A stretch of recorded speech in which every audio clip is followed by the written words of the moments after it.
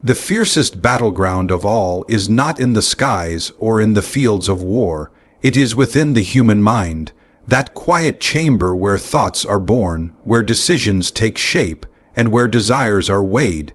This is the very ground on which eternity leans. It is here that unseen voices attempt to whisper their poison, and here that many souls are deceived into thinking those whispers belong to them.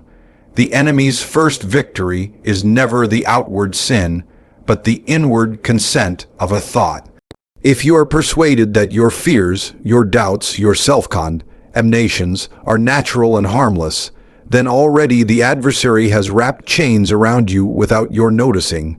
But the truth is, those voices do not belong to you.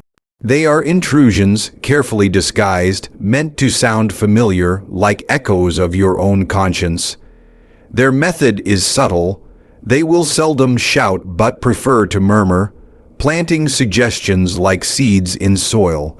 They thrive in shadows, repeating falsehoods until they feel like truths. And if you let them, they will govern your emotions, direct your choices, and enslave your very sense of self. To recognize them for what they are is the first defense. A lie unmasked cannot enslave. What then silences them? Not anger, for anger feeds them. Not argument, for they are skilled in twisting words until you are lost in a maze of confusion. They are silenced by light, by a mind turned toward higher things, fixed not on its own turmoil, but on the unchanging reality of the divine. Imagine a room long kept in darkness. No amount of sweeping or rearranging will expel the blackness. Yet strike a single flame, and instantly the shadows retreat.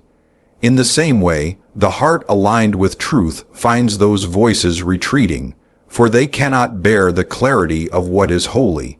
It is a discipline of focus. When despair clamors, you answer with remembrance of mercy. When accusations rage, you answer with the certainty of forgiveness. When lies rise like a storm, you anchor yourself in the promises that cannot be shaken. Every thought that enters must be weighed against the eternal word. If it breeds fear, confusion, and despair, it is not from the one who gives peace.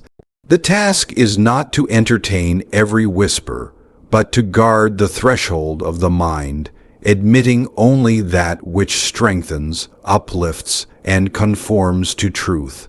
And make no mistake, silence is not passive. It is not the absence of noise, but the conquest of it. The spirits that attempt to control you are not silenced because they have grown tired. They are silenced because authority has been exercised.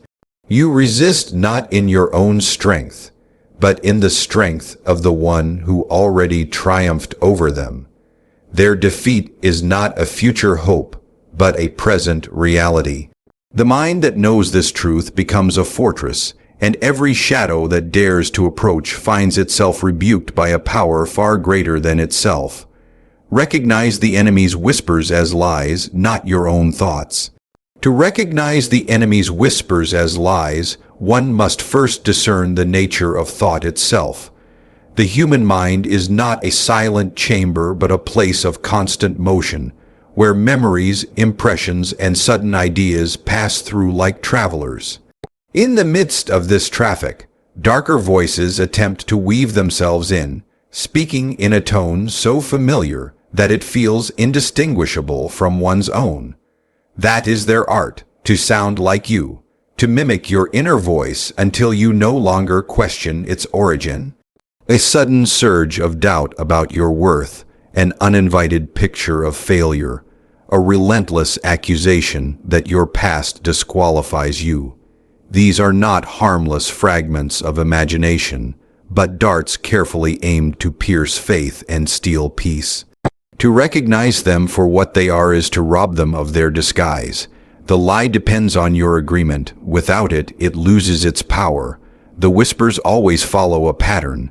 They magnify fear, exaggerate weakness, and obscure hope. They repeat endlessly because repetition makes fiction feel like fact. They speak in absolutes. You will never change. You are always failing. no one will ever understand you. But truth rarely speaks in such narrow chains. Truth opens, widens, and brings air into the soul, while lies compress until the heart feels suffocated. Therefore, when a thought tightens around you like a noose, that is the sign of the enemy's touch. When it isolates you, convincing you that you are alone in your struggle, you can be certain it is not the voice of the one who promised never to leave you.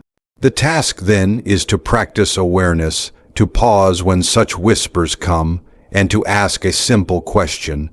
Does this thought bear the fruit of peace, strength, and clarity, or does it breed confusion, fear, and despair? The mind trained in this way becomes sharper, quicker to unmask what hides in shadows. The moment the lie is recognized, its hold begins to crumble. Just as darkness cannot endure a candle's flame, so falsehood cannot endure exposure. The key is to cease calling it your own. Once you stop saying, "This is who I am," and begin to say, "This is a lie that seeks to control me," you have shifted the ground of battle. Recognition alone breaks the spell, for the enemy thrives only when he remains unseen. Confront darkness with the light of truth and divine promises. To confront darkness with the light of truth and divine promises is to understand that shadows have no substance of their own. They only exist where light is absent, and the moment light enters, they retreat without argument. In the same way, the whispers of despair and accusation cannot endure the presence of truth. When the enemy hurls words of failure, the promise that you are chosen, redeemed, and beloved becomes the answer that silences the storm.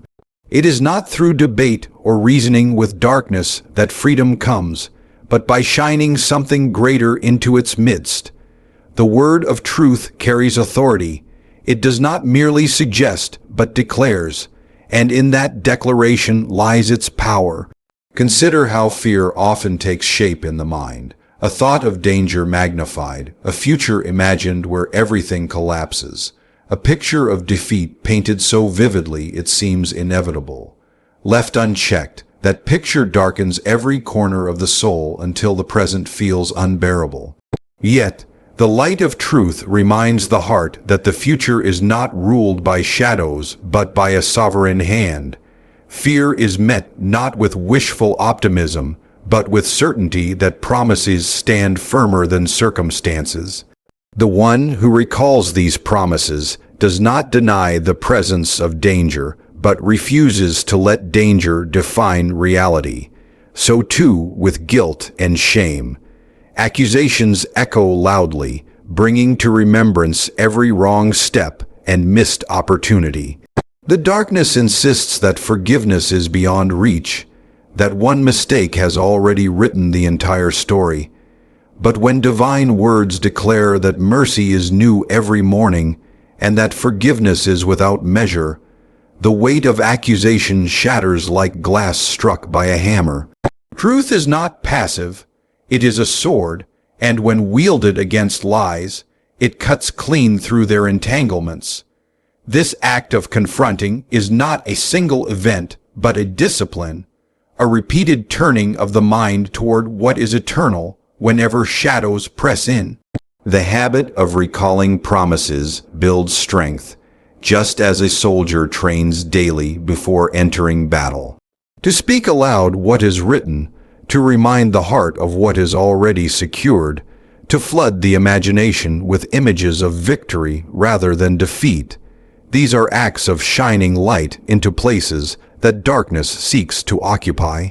Lies may come as waves, but truth is the unmovable shore against which they break again and again until they vanish into nothing. Guard the mind as a fortress where only life, giving thoughts may enter.